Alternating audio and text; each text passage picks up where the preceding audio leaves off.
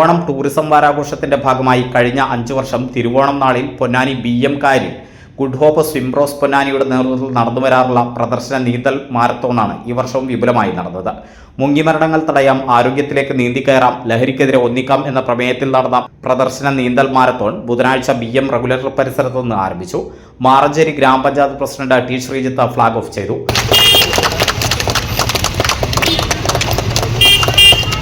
Vice president Khadija Moothedath, വികസന സ്ഥിരം സമിതി അധ്യക്ഷൻ നൌഷാദ് പത്തായി എന്നിവർ സംബന്ധിച്ചു. BM തൂക്കുപാലം പരിസരത്ത് നടക്കുന്ന സമാപന ചടങ്ങ് KP നൌഷാദ് അലി MLA ഉദ്ഘാടനം ചെയ്തു. പൊന്നാനി നഗരസഭാ chairperson CV Sudha, vice chairperson CP Zakir, ward councillor Jamal Manjeri എന്നിവർ വിശിഷ്ടാതിഥികളായി പങ്കെടുത്തു. നീന്തൽ മാരത്തോണിൽ 30ഓളം പേർ പങ്കെടുത്തു. ഗുഡ് ഹോപ്പ് സിംറോസ് ഭാരവാഹികളായ PP Moideenkutty master, VP Gangadharan, Nalakath Abdurahiman, MK Sainuddin എന്നിവർ നേതൃത്വം നൽകി.